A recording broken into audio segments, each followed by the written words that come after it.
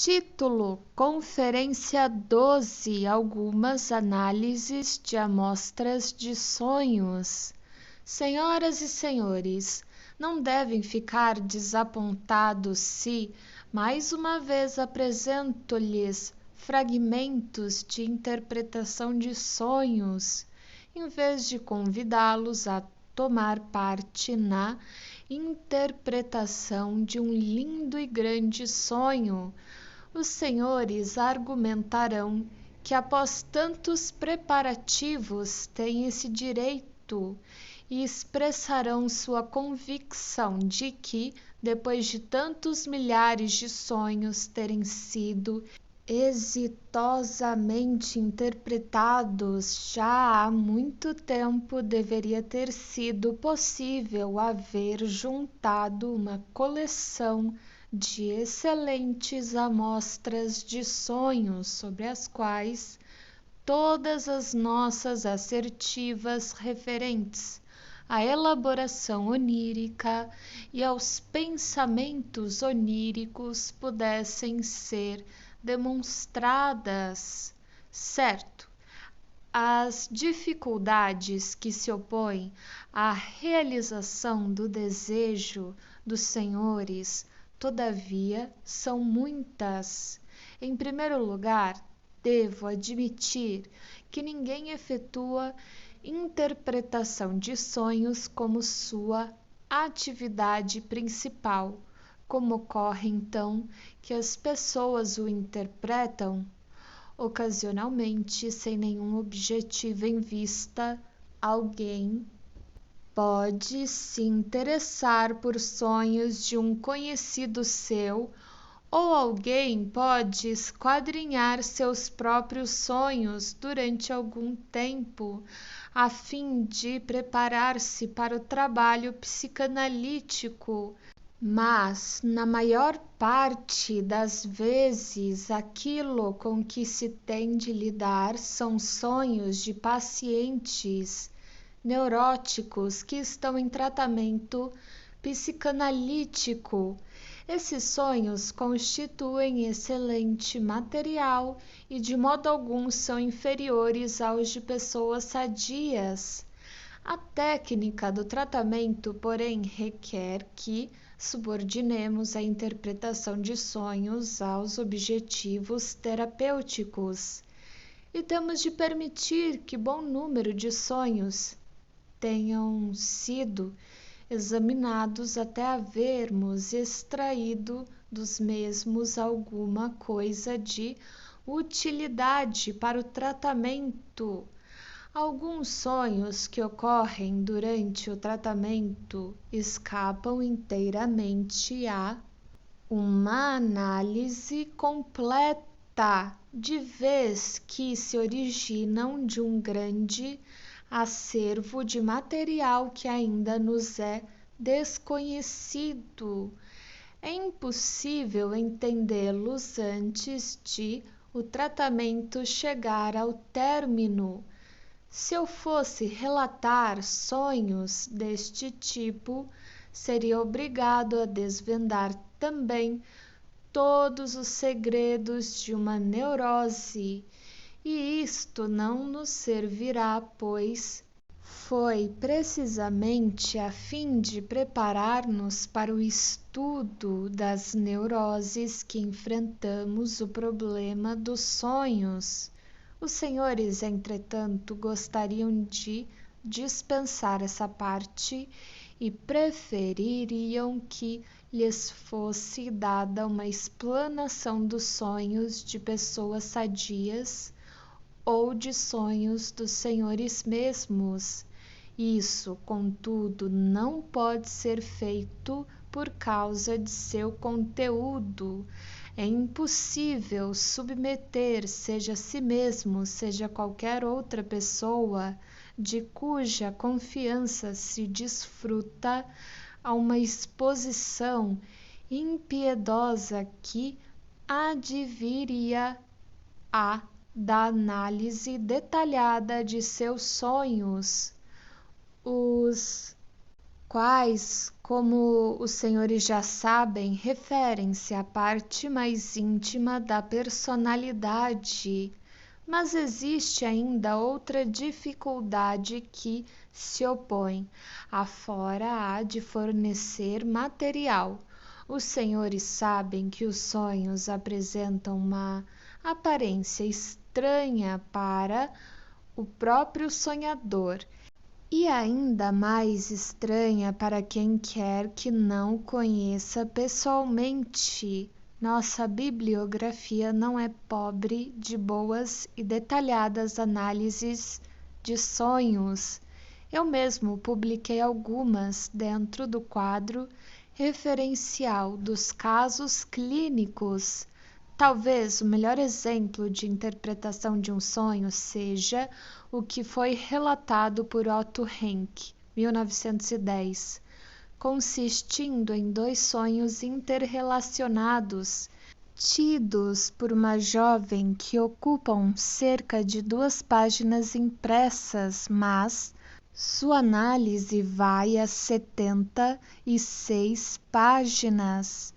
Assim, eu deveria necessitar de cerca de um semestre inteiro para conduzi-los através de um único trabalho dessa espécie. Se tomar qualquer sonho relativamente longo e muito deformado, há que fornecer tantas explicações do mesmo, levantar tanto material que surge no curso das associações e das recordações, seguir tantas vias secundárias que uma conferência a respeito dele seria muito confusa e insatisfatória. Devo, portanto, pedir-lhes que se contentem com o que se pode ter com mais facilidade, uma descrição de pequenas parcelas de sonhos de pacientes neuróticos em que é possível reconhecer este ou aquele ponto isoladamente. O que é mais fácil de demonstrar são os símbolos oníricos e, depois destes, algumas características da representação regressiva nos sonhos. No caso de cada um dos sonhos que se seguem, indicarei o motivo por que penso valer a pena relatá-lo. 1. Este sonho consiste em apenas 2 quadros breves. O tio dele estava fumando um cigarro, embora fosse sábado. Uma mulher o acariciava e o acarinhava ao sonhador como se fosse seu filho. Com referência ao primeiro quadro, a pessoa que sonhou, um judeu, comentou que seu tio era um homem piedoso que nunca fizera e jamais poderia fazer algo assim pecaminoso. No que concerne à mulher, no segundo quadro, não lhe ocorreu nada à mente, exceto sua mãe. Esses 2 quadros ou pensamentos devem, evidentemente, ser vistos um em relação ao outro. Mas como? Visto que ele negou expressamente a realidade da ação de seu tio, é plausível inserir um se. Se meu tio, este homem piedoso, viesse a fumar um cigarro em dia de sábado, então eu também poderia permitir-me ser acarinhado pela minha mãe. Isto significa, evidentemente, que trocar carícias com sua mãe se constituía em algo não permissível, como não seria permissível a um judeu piedoso fumar no sábado. Os senhores se lembram de que eu lhes disse que no decurso da elaboração onírica, todas as relações entre os pensamentos oníricos são eliminadas, elas se dissipam dentro da matéria-prima destes e compete à interpretação reinserir as relações omitidas. 2. Em consequência de minhas publicações sobre sonhos, tornei-me, em certo sentido, consultor público sobre assuntos referentes a eles e, por muitos anos, venho recebendo comunicações das mais variadas origens em que sonhos me são relatados ou submetidos a meu julgamento.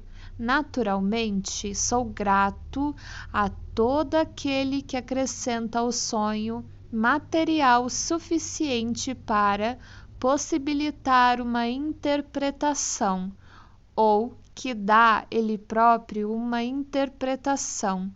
O sonho que se segue, sonhado por um estudante de medicina de Munique e datando do ano de 1910, enquadra-se nesta categoria. Apresento-o para lhes mostrar como, em geral, é impossível compreender um sonho enquanto o sonhador não nos der as informações pertinentes, pois suspeito que, no fundo, os senhores pensam que o método ideal de interpretação de sonhos consistiria em preencher a significação dos símbolos e que gostariam de prescindir da técnica de obter associações com os sonhos, e estou desejoso de dissuadi-los desse equívoco nocivo. 13 de junho de 1910. Pela manhã tive este sonho. Eu estava andando de bicicleta por uma rua de Tübingen, quando um cão rasteiro de cor marrom se lançou ao meu encalço e me atacou no calcanhar. Logo desci da bicicleta, sentei num degrau e comecei a espancar o animal que me mordia com firmeza. Não tive qualquer sentimento desagradável nem pela mordida, nem pela cena como um todo. Algumas senhoras mais idosas estavam sentadas no outro lado da rua, em frente, e riam de mim, mostrando os dentes. Então acordei e, como tantas vezes me aconteceu no momento da transição para o despertar, o sonho todo se me tornou claro. Aqui os símbolos são de pouca ajuda. O mesmo estudante, porém, relatou: recentemente me apaixonei por uma jovem, mas apenas pude vê-la na rua e não tive meios de falar-lhe. O cão rasteiro poderia ser o meio mais agradável de conseguir isso, especialmente porque tenho grande afeição por animais e gostei dessa mesma característica na jovem. Acrescentou que ele repetidamente havia intervindo em furiosas brigas de cães com grande habilidade e muitas vezes para surpresa dos circunstantes. Sabemos também que a jovem pela qual ele se sentia atraído sempre era vista na companhia de seu cão de estimação. No que tange o sonho manifesto, porém, a jovem foi omitida e somente restou o cão, que ele associava a ela.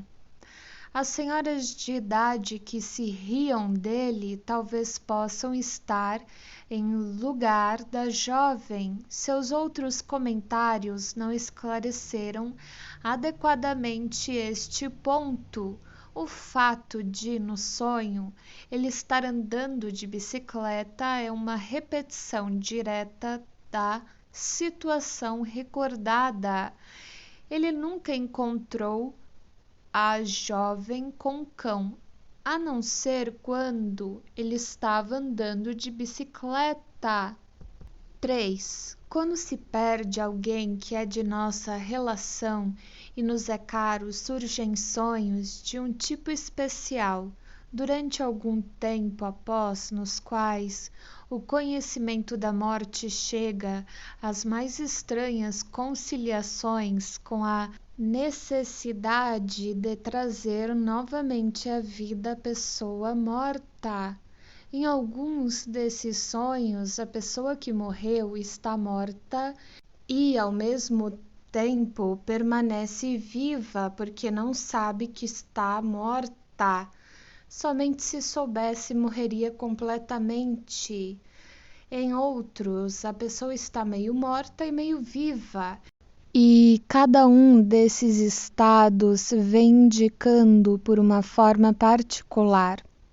Não devemos descrever esses sonhos como simplesmente absurdos, pois ser devolvido novamente à vida não é mais inconcebível nos sonhos do que o é, por exemplo, nos contos de fadas, nos quais isso ocorre como fato muito rotineiro.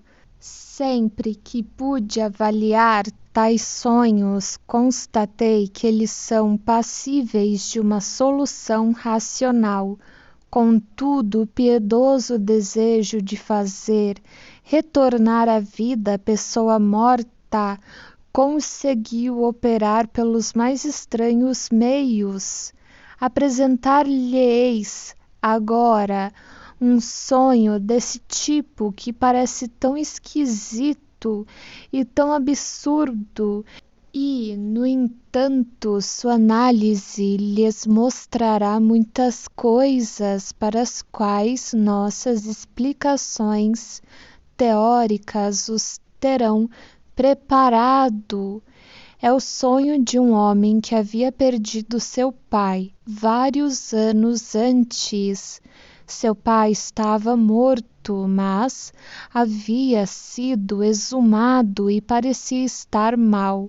Tinha estado vivendo desde então, e o homem no sonho fazia todo o possível para evitar que o pai percebesse. O sonho continuava com outros assuntos, aparentemente muito diferentes. Seu pai estava morto, sabemos disso.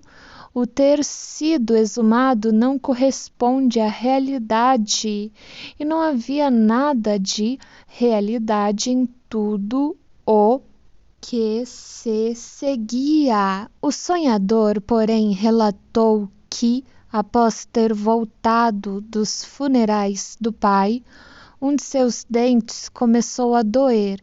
Ele queria tratar o dente segundo o preceito da doutrina judaica. Se teu dente incomoda, arranca-o. Ele foi ao dentista, mas o dentista disse: não se arranca um dente, deve-se ter paciência com ele. Porém, dentro dele algo que o mate. Volte em 3 dias e eu extrairei. Esse extrair, disse o homem que teve o sonho, é exumar. Será que o homem estava certo do que dizia? Isso apenas se adapta, mais ou menos, não completamente, pois não foi extraído o dente, foi extraído apenas algo nele que morrera.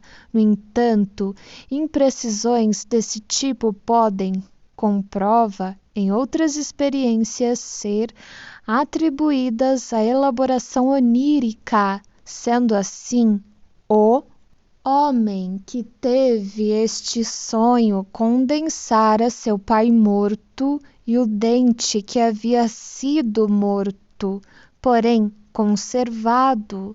Ele os fundiu numa unidade. Não é de causar admiração, portanto, que algo de absurdo emergisse no sonho manifesto, de vez que, afinal, nem tudo que se disse do dente poderia ajustar-se a seu pai, onde pode haver talvez um tertium comparationis entre o dente e seu pai, para que se tornasse possível a condensação. Entretanto, sem dúvida, ele deve ter tido razão, pois prosseguiu dizendo que sabia que sonhar com a queda de um dente significa que se vai perder um membro da família. Essa interpretação popular, como sabemos, é incorreta, ou pelo menos correta somente em sentido grosseiro. Todos ficaremos muito surpresos por encontrar, pois, o assunto assim abordado, reaparecendo agora em outras partes do conteúdo do sonho. Este sonhador, sem nenhum outro encorajamento, começou a falar na doença e na morte de seu pai, bem como a respeito de suas próprias relações com ele.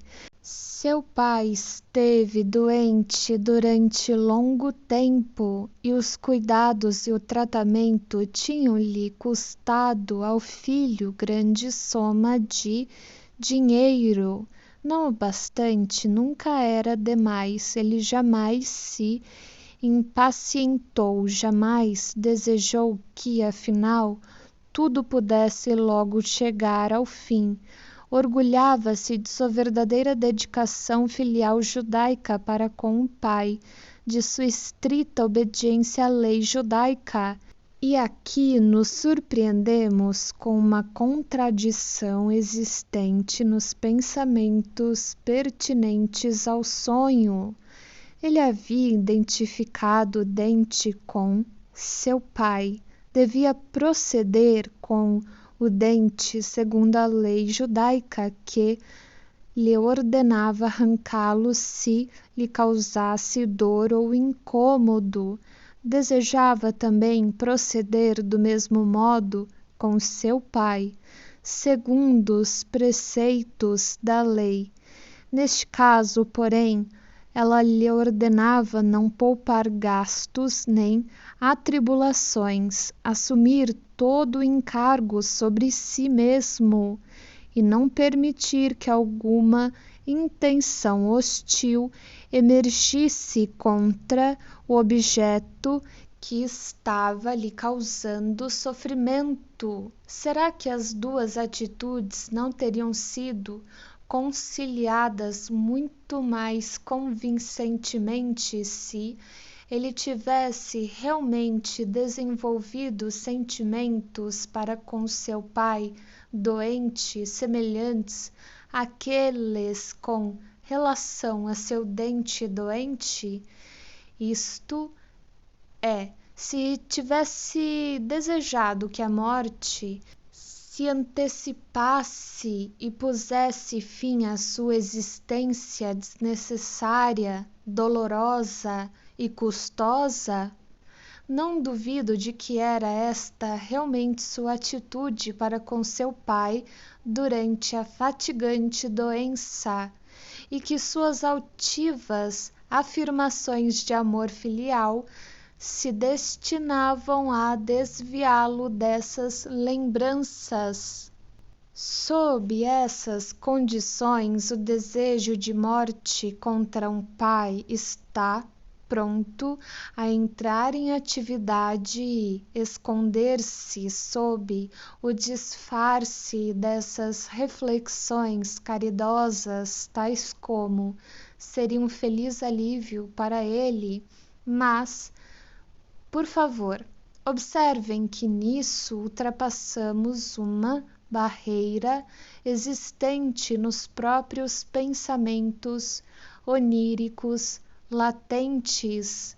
Sem dúvida, a primeira parte dos mesmos esteve inconsciente apenas temporariamente, isto é, durante a construção do sonho. Seus impulsos hostis contra o pai, contudo, devem ter sido permanentemente inconscientes, podem ter se originado de cenas de sua infância e, ocasionalmente, emergiram como conscientes, tímida e disfarçadamente, durante a doença do pai. Isto podemos afirmar com grande certeza acerca de outros pensamentos latentes que contribuíram inequivocamente para o conteúdo do sonho. Nada realmente deve ser descoberto no sonho sobre seus impulsos hostis para com seu pai. Se, porém, procurarmos na infância as raízes dessa hostilidade contra um pai, nos recordaremos de que o medo ao pai tem início nos primeiros anos de vida, porque este se opõe às atividades sexuais do menino, exatamente como terá de acontecer mais uma vez, por motivos sociais após a idade púbere. Essa relação com o pai aplica-se também a esse nosso sonhador. O amor pelo pai incluía uma estranha mescla de reverência e temor, que tinha sua origem no fato de, quando menino, por meio de ameaças, ter sido tolhido em sua atividade sexual. As frases restantes do sonho manifesto podem ser explicadas agora em relação ao complexo da masturbação. Ele parecia estar mal. É realmente uma alusão a uma outra observação do dentista, no sentido de que pareceu mal alguém perder um dente nessa parte da boca, mas refere-se ao mesmo tempo ao parecer estar mal, pelo qual um jovem na puberdade revela ou receia revelar sua atividade sexual excessiva.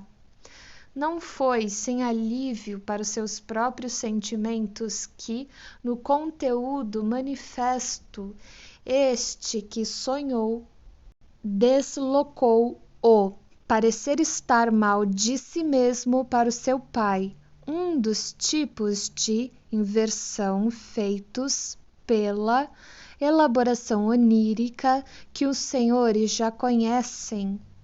Abre aspas, tinha estado com vida desde então, fecha aspas, coincide com o desejo de trazer de volta a vida, assim como coincide com a promessa do dentista de que o dente sobreviveria.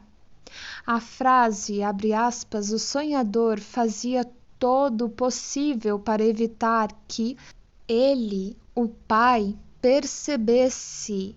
É muito sutilmente arquitetada para nos desorientar, fazendo-nos pensar que ela deveria ser completada com as palavras, abre aspas, que ele está morto, fecha aspas. A única completação, entretanto, que faz sentido, provém, uma vez mais, do complexo de masturbação.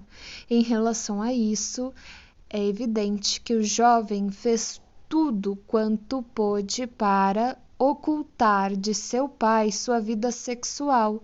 E, finalmente, lembrem-se de que sempre devemos interpretar os chamados, abre aspas, sonhos com estímulo dental, fecha aspas, como sendo relacionados com masturbação e com o temido castigo correspondente.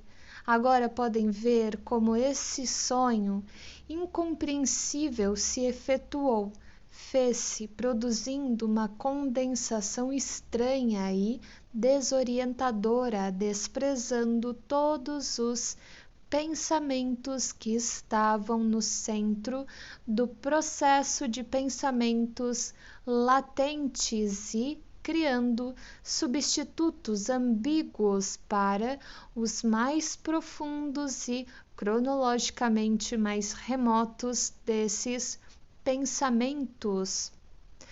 4. Já tentamos repetidamente chegar a compreender os sonhos triviais e comuns, que nada têm de absurdo ou estranho em sua aparência, mas nos fazem perguntar por que alguém iria sonhar com matéria tão indiferente assim.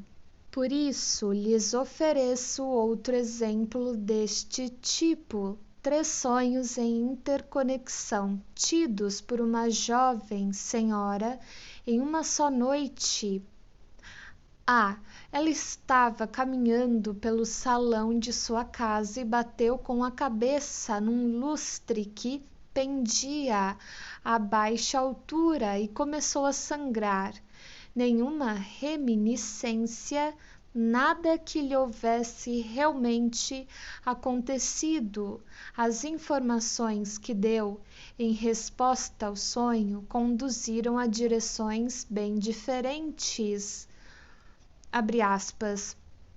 O Senhor sabe como meu cabelo está caindo.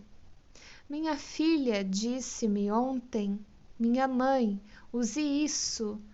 Continua desse jeito, você vai ficar com a cabeça tão lisa como um traseiro, fecha aspas. Dessa forma, aqui a cabeça está em lugar da outra extremidade do corpo. Podemos entender o lustre sem qualquer ajuda como sendo um símbolo.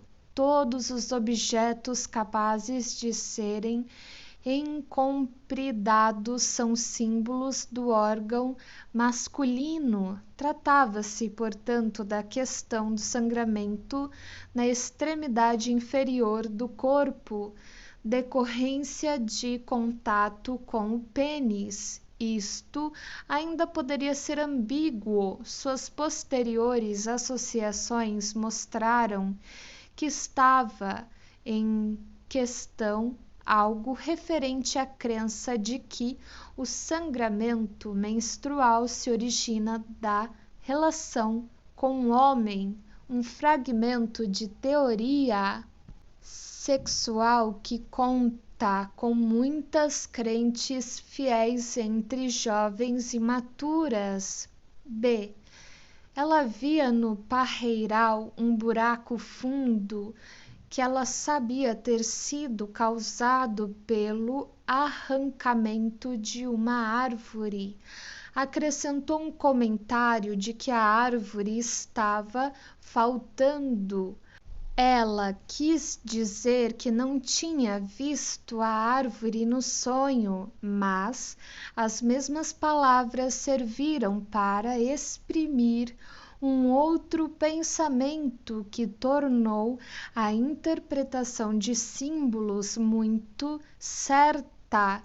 O sonho se referia a uma outra parte da teoria sexual, a crença de que as meninas originalmente tinham os mesmos genitais que os meninos e que sua forma ulterior foi consequência da castração, o arrancamento de uma árvore. C. Ela estava de pé em frente a uma gaveta de sua escrivaninha, que ela conhecia tão bem, a ponto de poder dizer imediatamente se alguém ali havia penetrado. Como todas as gavetas, cofres e caixas, a gaveta da escrivaninha significava os genitais femininos. Ela sabia que os sinais de relação sexual e, segundo pensava, de tocar, podiam ser observados nos genitais, e por muito tempo havia temido tal descoberta. Em todos estes 3 sonhos, penso que a ênfase deve ser posta no conhecimento. Ela estava recordando o período de suas investigações sexuais quando era criança, de cujo resultado naqueles tempos muito se orgulhava. 5. Aqui se apresenta mais um pouco de simbolismo. Desta vez, porém, devo começar com um breve preâmbulo da situação psíquica.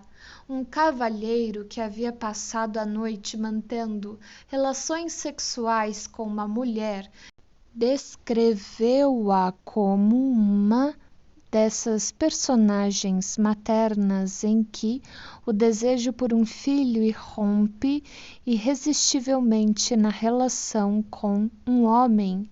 As circunstâncias desse encontro, no entanto, exigiam uma precaução que impedisse o sêmen fertilizante de atingir o útero da mulher. Ao acordar após esta noite, a mulher relatou o seguinte sonho. Um oficial com uma capa vermelha corria atrás dela na rua. Ela fugia dele, subiu correndo os degraus e ele sempre atrás. Ofegante chegou à sua casa, bateu a porta atrás de si e trancou-a. Ele permaneceu do lado de fora e, quando ela olhou através da vigia da porta, ele estava sentado num banco e chorava. Sem dúvida, os senhores reconhecerão a perseguição pelo oficial com a capa vermelha e a subida ofegante dos degraus da escada como representação do ato sexual. O fato de ter sido a própria mulher do sonho que se trancou a si mesma para se livrar de seu perseguidor servirá como exemplo das inversões tão comumente utilizadas nos sonhos, pois foi o homem quem evitara a consumação do ato sexual. Da mesma maneira, a tristeza dela tinha sido deslocada para o homem, pois era este quem chorava no sonho, e isto era simultaneamente uma representação da emissão de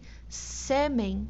Estou certo de que os senhores ouvirão, uma vez ou outra, a psicanálise afirmar que todo sonho tem uma significação sexual. Pois bem, os senhores mesmos estão em condições de formar um julgamento da incorreção dessa acusação. Os senhores vieram a conhecer sonhos plenos de desejos que lidam com a satisfação das necessidades mais óbvias, fome e sede e ânsia de liberdade, sonhos de conveniência e de impaciência, e também sonhos puramente gananciosos e egoístas, mas, ao mesmo tempo, os senhores deveriam ter em mente como um dos resultados da investigação psicanalítica que sonhos grandemente deformados proporcionam expressão, principalmente, embora também não exclusivamente a desejos sexuais. 6. Tenho um motivo especial para colecionar exemplos do uso dos símbolos nos sonhos. Em nossa primeira conferência, eu lamentava a dificuldade de proporcionar demonstrações e assim de conferir convicção ao dar ensinamentos sobre psicanálise, e não tenho dúvidas de que os senhores desde então tenham concordado comigo. As diversas teses da psicanálise estão, contudo, em tão íntima conexão que as provas podem com facilidade ser estendidas de um único ponto até um ponto maior do todo. Da psicanálise poder-se-ia dizer que, se alguém lhe mostra um só dedo mínimo, ela imediatamente lhe agarra a mão inteira, e mesmo ninguém que tenha aceito a explicação das parapraxias pode, logicamente, refrear sua crença em tudo o mais. Uma segunda situação igualmente acessível é oferecida pelo simbolismo onírico. Aqui está o sonho de uma mulher sem instrução, cujo marido era um policial e que certamente jamais tinha ouvido falar qualquer coisa sobre simbolismo onírico ou psicanálise. Depois julguem por si mesmos se a explicação do sonho com auxílio do simbolismo sexual pode ser chamada de arbitrária e forçada, abre aspas. Então alguém penetrou na casa e ela assustou-se e chamou um policial, mas ele entrara tranquilamente numa igreja a qual se chegava por certo número de degraus acompanhado de 2 vagabundos. Atrás da igreja havia uma colina e acima um cerrado, bosque. O policial usava um capacete, gola com placa de bronze e capote. Tinha barba castanha. Os 2 vagabundos que acompanhavam pacificamente o policial tinham aventais semelhantes a sacos atados em torno da cintura. Em frente da igreja, um caminho conduzia até a colina. Em ambos os lados cresciam relva e mato rasteiro, que se tornavam cada vez mais espessos e, no alto da colina, se transformavam num bosque comum. Os senhores não terão problemas em reconhecer os símbolos utilizados.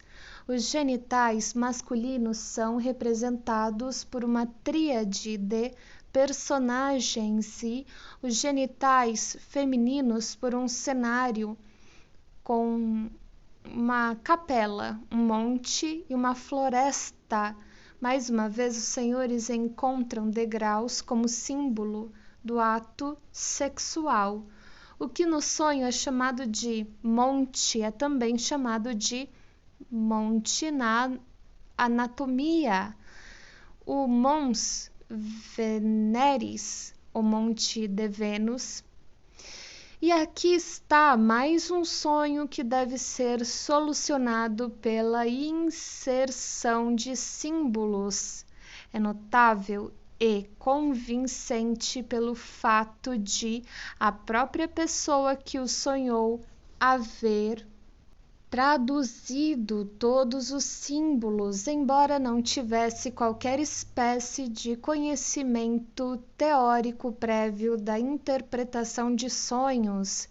Tal atitude é bastante incomum e suas causas determinantes não foram precisamente compreendidas. Ele estava passeando a pé com seu pai num lugar que certamente deve ter sido o Prater, pois viu a rotunda com um pequeno anexo em frente, a qual estava amarrado um balão cativo, embora este parecesse flácido. Seu pai perguntou-lhe para que servia tudo isso. Ele ficou surpreso com a pergunta, mas explicou-lhe.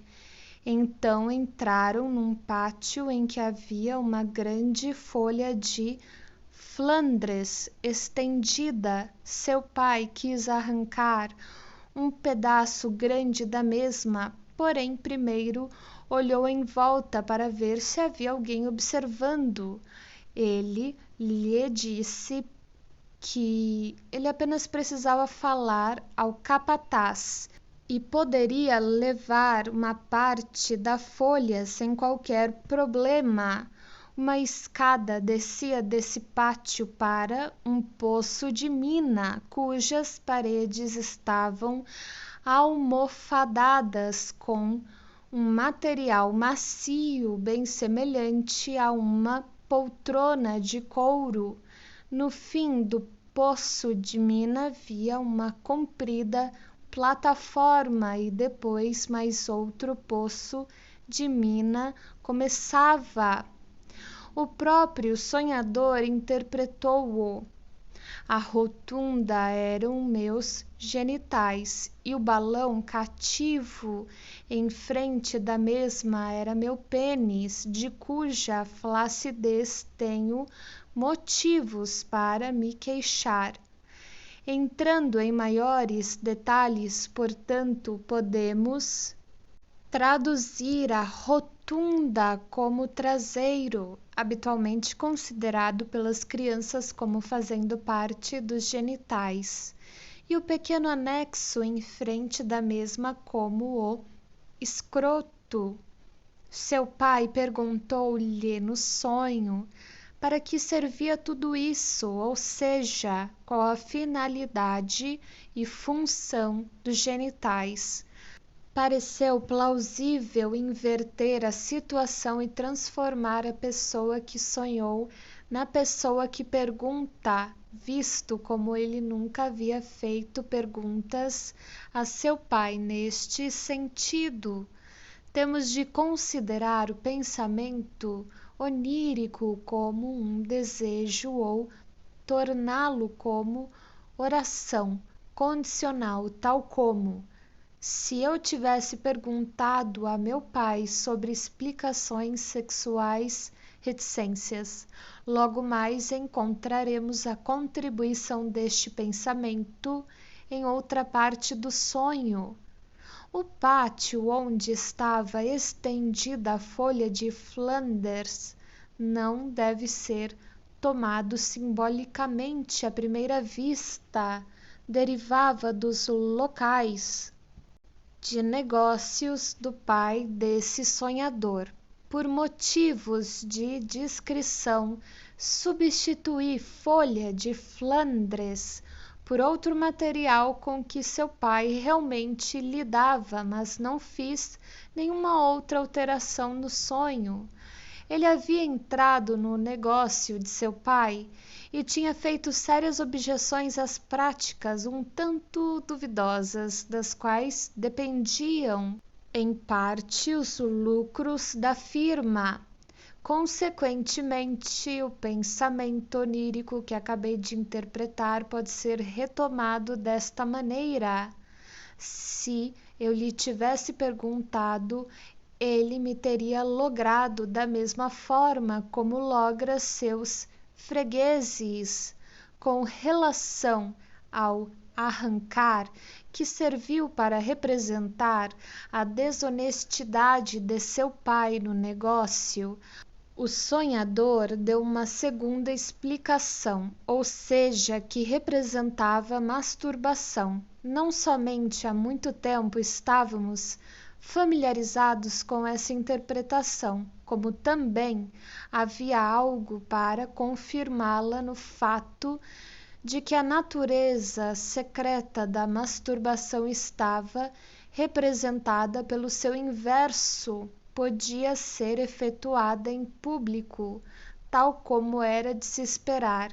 A atividade masturbatória mais uma vez se deslocou para o pai do sonhador. Assim como sucedera com o aspecto de fazer perguntas na primeira cena do sonho, ele prontamente interpretou o poço de mina como sendo uma vagina, tendo em conta o revestimento macio de suas paredes. Acrescentei, com base na minha autoridade, que descer assim como subir em outros casos descrevia o coito na vagina. O próprio personagem desta história deu uma explicação biográfica dos demais detalhes de o primeiro poço de mina ser seguido de uma plataforma comprida e de mais outro poço de mina. Ele vinha mantendo relações sexuais durante certo tempo, mas depois abandonou-as por causa de inibições e agora esperava conseguir reencetá-las com o auxílio do tratamento. 8. Os 2 sonhos seguintes foram sonhados por um estrangeiro que vivia numa situação altamente polígama. Reproduzo-o para os senhores como prova de minha afirmação de que o próprio ego de quem o sonhou aparece em cada um de seus sonhos, ainda que escondido no conteúdo manifesto. As malas neste sonho eram símbolos de mulheres. Ele estava iniciando uma viagem. Sua bagagem era levada à estação numa carruagem, numerosas malas empilhadas e, entre elas, 2 malas pretas semelhantes a malas de amostras. Ele disse a alguém em tom de consolo: "Bem, elas só vão comigo até a estação." Ele realmente viajava com grande quantidade de bagagem, mas também trazia consigo para o tratamento muitíssimas histórias referentes a mulheres. As 2 malas pretas correspondiam a 2 mulheres negras que nessa época estavam desempenhando o principal papel na sua vida. Uma delas quis acompanhá-lo a Viena e, por orientação minha, ele havia telegrafado para ela não vir. Uma cena que se passa na alfândega. Um outro viajante abriu seu baú e, fumando indiferentemente um cigarro, disse: "Não há nada aí dentro." O funcionário aduaneiro pareceu acreditar nele, mas voltou a apalpar o interior do baú e encontrou algo muito especialmente proibido. O viajante disse com voz resignada: "O que é que se vai fazer?" Ele próprio era o viajante, eu era o funcionário da alfândega. Via de regra, ele era muito franco em admitir determinadas coisas, mas tencionava comigo manter silêncio a respeito de uma ligação recente que havia iniciado com uma senhora, porque com razão supunha que ela não me fosse desconhecida. Ele deslocou para uma estranha e desagradável situação de ser descoberto, de modo que ele próprio parecia não surgir no sonho. 9. Aqui está um exemplo de um símbolo que ainda não mencionei.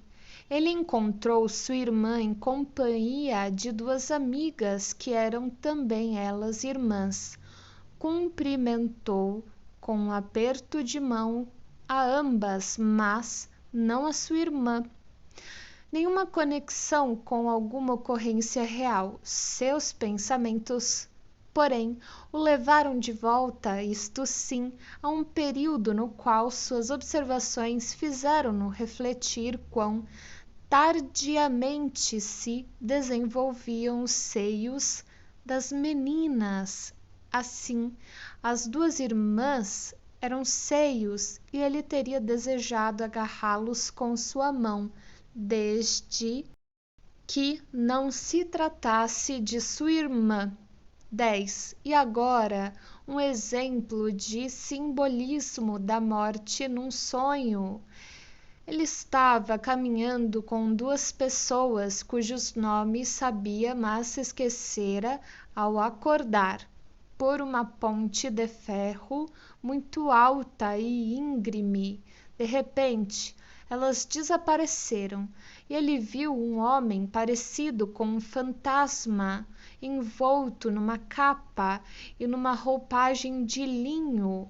Perguntou-lhe se ele era o mensageiro do telégrafo. Não. Era ele o cocheiro? Não. Então continuou andando.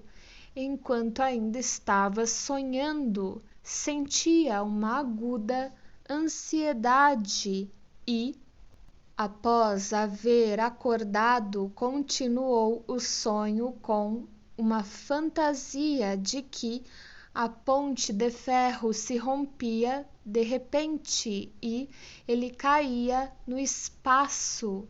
Pessoas de quem se insiste em dizer que são desconhecidas ou cujos nomes não são lembrados são, na sua maioria, pessoas próximas.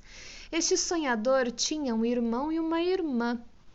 E se ele desejasse que estes dois estivessem mortos, não seria mais que justo que, em troca, ele devesse ser vítima do medo da morte. Sobre o mensageiro do telégrafo, comentou que uma pessoa assim sempre traz más notícias. Pelo seu uniforme, poderia igualmente ter sido o acendedor de lampião. Entretanto, ele também os apaga da mesma forma como o espírito da morte apaga a chama da vida.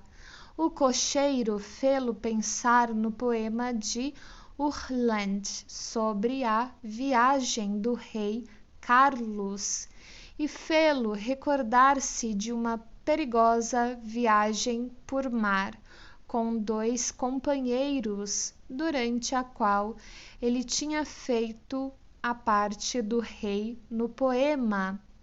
A ponte de ferro levou-o a pensar num recente desastre e no tolo ditado: a vida é uma ponte pensil. 11. O sonho seguinte pode contar-se como mais uma entre as representações da morte. Um cavalheiro desconhecido entregou-lhe um cartão de visitas tarjado de negro. 12. Os senhores estarão interessados no seguinte sonho por diversos motivos, embora um estado neurótico na pessoa que o sonhou tenha sido uma de suas precondições. Ele estava viajando de trem. O trem fez uma parada em campo aberto. Pensou que estava por suceder um desastre e que devia tratar de fugir. Percorreu todos os carros do trem e matou a todos que encontrou. O guarda, o maquinista e assim por diante. Com relação a isto, ele pensou em uma história que lhe contara um amigo. Um louco estava sendo conduzido em um vagão de trem na Itália, contudo, por descuido, deixou-se que um viajante ficasse com ele no mesmo compartimento. O louco matou o viajante. Assim, ele estava identificando-se com um louco e seu motivo de agir assim. Ele o baseou em uma obsessão que o atormentava de tempos em tempos, de que ele devia livrar-se de todas as testemunhas cúmplices. Ele próprio, porém, então encontrou um motivo melhor, e isso foi o que levou à causa desencadeante do sonho. A noite anterior, no teatro, mais uma vez viu a jovem com quem desejara casar, mas havia desistido porque ela lhe dera motivos para ciúme. Em face da intensidade atingida por seu ciúme, pensou, ele estaria realmente louco para querer casar com ela. Isto significava que ele a considerava tão indigna de confiança que, em seu ciúme, ele teria de matar todos os que estivessem no seu caminho. Já encontramos o caminhar através de uma série de quartos. Aqui, carros do trem como um símbolo de casamento, uma inversão de monogamia com relação à parada do trem em campo aberto e ao medo de acidente. Disse que certa vez, quando se encontrava numa viagem de trem, tinha havido uma súbita parada nessas circunstâncias. Quando não estavam na estação, uma jovem senhora que viajava com ele dissera que podia ser iminente uma colisão e que o mais seguro era manter as pernas levantadas. Este manter as pernas levantadas tinha tido, contudo, seu papel nos muitos passeios a pé e excursões pelo campo que ele tinha feito com a outra jovem nos primeiros dias felizes de seu amor. Este era um novo argumento para pensar que ele estava louco para casar com ela agora. Meu conhecimento da situação deu-me a certeza de que, não obstante ele desejava estar suficientemente louco para casar com ela,